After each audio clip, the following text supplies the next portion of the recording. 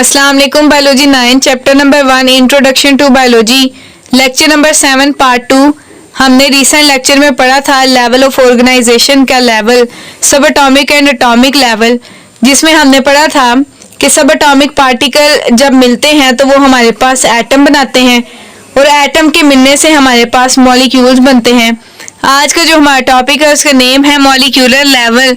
तो इसमें हमने मॉलिक्यूल्स के बारे में पढ़ना है और हमने मॉलिक्यूल्स क्योंकि बहुत ज़्यादा होते हैं तो हमने जस्ट बायोमॉलिक्यूल के बारे में पढ़ना है जो कि हमारी बॉडी में प्रेजेंट होते हैं। अब इसमें एक बात ये है कि कुछ ऐसे बायो एलिमेंट्स हैं जो कि बायोमॉलिक्यूल्स बनाते हैं और उनसे बायोमॉलिक्यूल्स बनते हैं और वो हमारे पास जो एलिमेंट्स होते हैं स्टेबल होते हैं और वो आज़ादाना बिहेव करते हैं। जैसे कि हमारे पास उन एलिमेंट्स में नोबल गैसेस आती जो कि बिल्कुल आज़ादाना है एग्जाम्पल के तौर पर। और उसके बाद हमारे पास कुछ ऐसे बायो एलिमेंट्स होते हैं जो कि आज़ादाना नहीं होते, वो अनस्टेबल होते हैं। अपने आप को स्टेबल करने के लिए कुछ ऐसे एटम्स के साथ बॉन्ड बनाते हैं जो कि फर्दर मॉलिक्यूल्स बनाते हैं। अब वो हमारे पास जो मॉलिक्यूल्स होते हैं उनको हम क्या कहते हैं, बायो मॉलिक्यूल्स कहते हैं। तो इसकी डेफिनेशन इस तरह से है, इन organism bio elements usually do not occur in isolated form. हमारे पास आइसोलेटेड फॉर्म होती है अकेले अकेले। इसका मतलब है कि हमारे पास जो ऐसे बायो एलिमेंट्स हैं वो आइसोलेटेड फॉर्म में वो अकेले अकेले एग्जिस्ट नहीं करते, rather they combine through ionic and covalent bonding. हमारे पास दो तरह की बॉन्डिंग होती है, एक होती है आयनिक बॉन्डिंग और दूसरी होती है कोवलेंट बॉन्डिंग। कोवलेंट बॉन्डिंग में म्यूचुअल शेयरिंग होती है और ये इस तरीके से हमारे पास कंबाइन फॉर्म में होते हैं।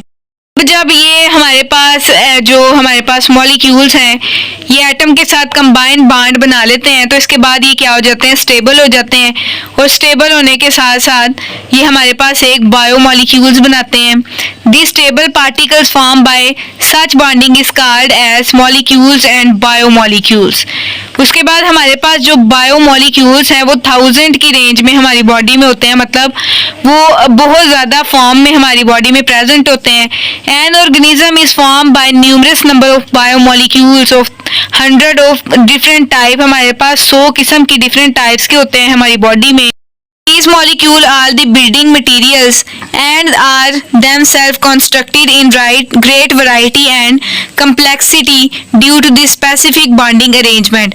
हमारे पास जो है मॉलिक्यूल्स की जो मटेरियल है, जो बॉन्डिंग है, वो हमारे पास बहुत ज़्यादा वैरायटी में है और ये कम्प्लेक्स है। क्योंकि ये स्पेसिफिक जो बॉन्डिंग अरेंजमेंट के साथ अरेंज है। हमारे पास बहुत से बायोमॉलिक्यूल्स हैं। अब यहाँ पे हमने पढ़नी है बायोमॉलिक्यूल की क्लासिफिकेशन कि बायोमॉलिक्यूल्स को 2 मेजर जो टाइप्स में क्लासिफाई किया गया। एक हमारे पास है माइक्रोमॉलिक्यूल्स और दूसरी है हमारे पास मैक्रोमॉलिक्यूल। बाद है हमारे पास माइक्रो और मैक्रोमॉलिक्यूल की डेफिनेशन।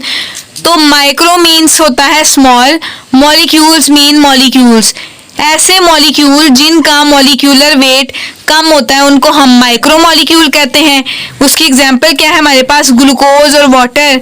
इसकी डेफिनेशन इस तरह से है, micro molecules are with the low molecular weight. ऐसे मॉलिक्यूल जिनका मॉलिक्यूलर वेट कम होता है वो माइक्रो मॉलिक्यूल कहलाते हैं, जिसमें हमारे पास एग्जांपल है ग्लूकोज की और वाटर की। उसके बाद हमने बात करनी है मैक्रो मॉलिक्यूल की। तो मैक्रो मीन्स हाई, बिग। अब ऐसे मॉलिक्यूल जिनका मॉलिक्यूलर वेट ज़्यादा होता है वो हमारे पास मैक्रो मॉलिक्यूल कहलाते हैं। अब इसकी डेफिनेशन इस तरह से है, macro molecule are with the high molecular weight. ऐसे मॉलिक्यूल जिनका मॉलिक्यूलर वेट हाई होता है वो हमारे पास मैक्रो मॉलिक्यूल कहलाते हैं। इसकी एग्जांपल है हमारे पास स्टार्च, प्रोटीन, लिपिड। स्टार्च हमारे पास कार्बोहाइड्रेट्स हैं, प्रोटीन हमारे पास हमारी डाइट के लिए बहुत ज़रूरी है। उसके बाद हमारे पास लिपिड हमारे पास फैट है। प्रोटीन बेसिकली हमारे पास अमाइनो एसिड से मिलकर बनते हैं और ये हमारी डाइट के लिए बहुत ज़रूरी है।